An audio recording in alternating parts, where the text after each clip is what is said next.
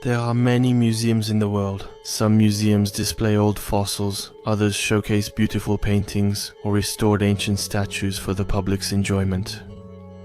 In the one where I worked, it was a mix of all that. But it had a feature that no other museum had.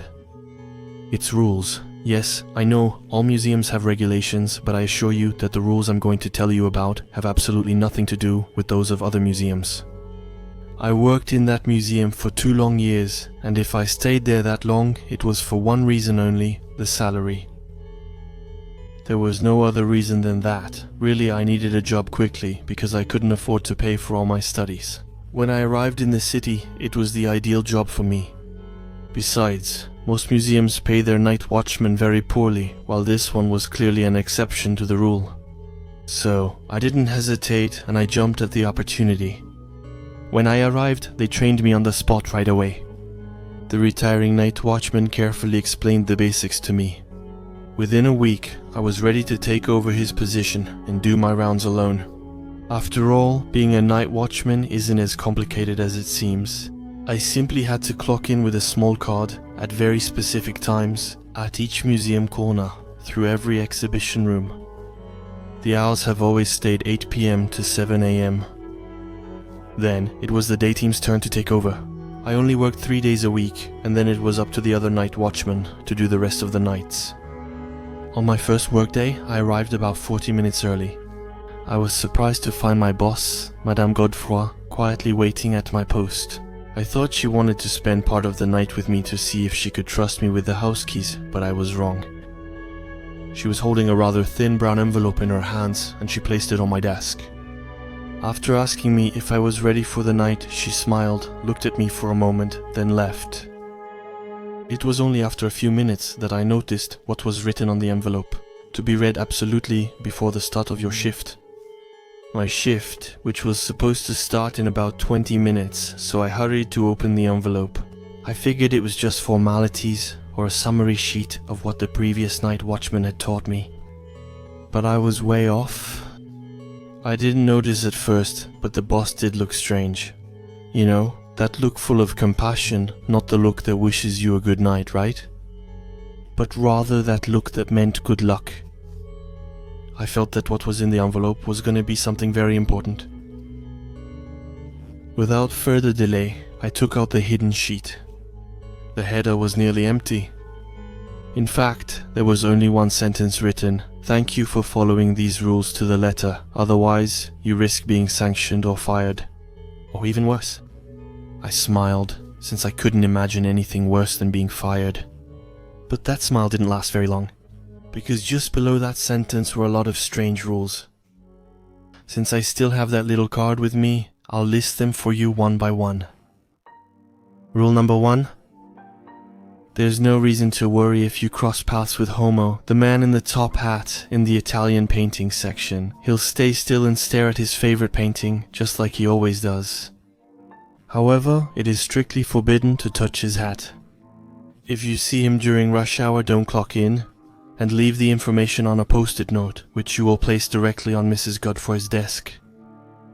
Rule number 2. Frequently check that the storage room door is properly locked. It must never be left open. If you hear noises such as scratching or a baby crying, be extra vigilant and check every hour. Rule number 3. Sometimes the chandelier on the ceiling, right above the reception, makes a strange noise. If so, don't look up under any circumstances. She likes to stay hanging, but she hates being watched. Rule number 4. As you know, the fish in the break room must be fed during the day. You only need to go there if you're cleaning the aquarium. Just please make sure to count them correctly. There are always 2 goldfish and 3 blue neon tetras. If you find another fish, often reported as some kind of black eyeless guppy, please never put your hand in the aquarium. Rule number 5. When you take the elevator to reach the exhibition rooms on the 2nd floor, please turn your back to the mirror. What's in the reflection stays there, as long as you don't pay attention to it. But what if your eyes landed on it? Contact Mrs. Godefroy as soon as possible, if possible. Rule number 6. No one ever calls on the display phone in the antiques room.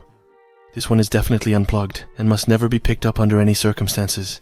What's on the other end of the line isn't supposed to be able to call, and it must never make contact with you. Rule 7. As night guards, you must record museum visitors' complaints in Excel. However, sometimes a certain pagoda leaves an odd note for the front desk to free her, saying she's suffering badly. Pagoda is the name of the statue behind the front desk, so I kindly ask you to please ignore these comments.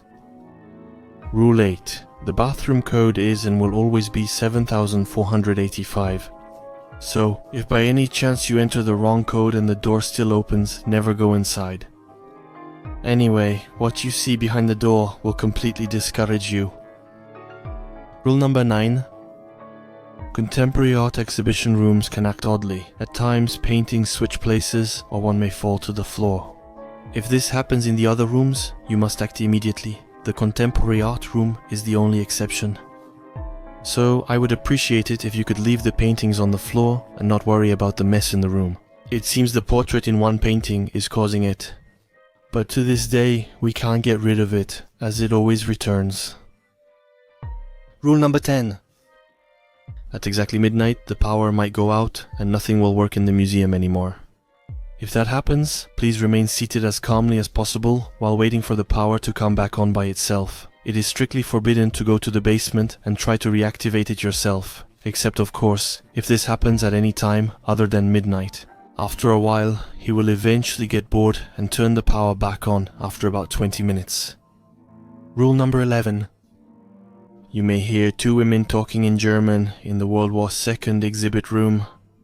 You can do your rounds and check in easily, but if they stop talking, avoid eye contact and quickly head straight to reception. Rule number 12. Alexandra Victoria's wedding dress sometimes ends up in the antiquities room. It's far from harmless and must be kept under surveillance through the security cameras. Avoid the antiquities room if present. Rule number 13. When passing through the statue room, please keep your flashlight pointed at the statue that doesn't have any arms. If you happen to lose sight of it, and it has therefore moved toward you, there's no need to put it back in its place. Just make sure to keep an eye on it until you leave the room. It will return to its original place after you leave the room. Rule number 14.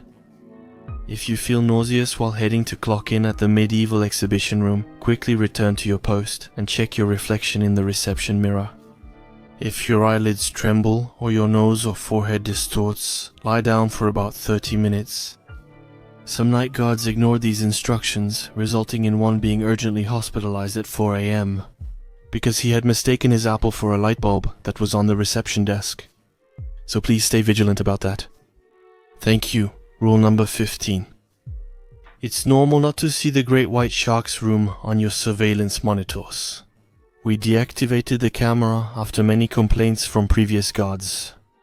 They said they sometimes witnessed unbearable murders there, always involving family members. Nevertheless, you can clock in that room without any risk. Rule number 16. No employee named Zora works here. If you happen to come across a cleaning lady around 2 or 3 in the morning who goes by the name Zora, please contact immediately the number on the back of this card. It will tell you that the number is not assigned. But nevertheless, this action will make it disappear. However, be careful. She might scream and her face might become horribly distorted just before she leaves. This is where the rules end, 16 rules that I have always scrupulously followed. It was all true. Still, I had some traumatic experiences during those 2 years at work. Although I still needed 6 more months to save, I was still pushed out. I had the misfortune of breaking rule number 6 one night, so I picked up the display phone. What I heard on the other end of the line was my own voice whispering to me that I had to leave this museum as quickly as possible. I didn't know if the entity was actually warning me of a danger or if it was playing some kind of joke on me. Honestly, I didn't want to think right then and there. How does it really keep you from sleeping? So, I handed in my badge the next morning and left the museum as quickly as I could. And now, there you have it. To tell you about the facts of this strange museum. I didn't have a specific reason for telling you this, but I sincerely hope you'll reconsider. Before accepting a new job, Don't hesitate to ask your company's management if there are any special internal rules before you take the job, because you never know. And to conclude, I would say that this experience mainly raised a question that I still don't have an answer to today. Was I supposed to watch over this museum to keep intruders out, or rather, to make sure those things didn't get out?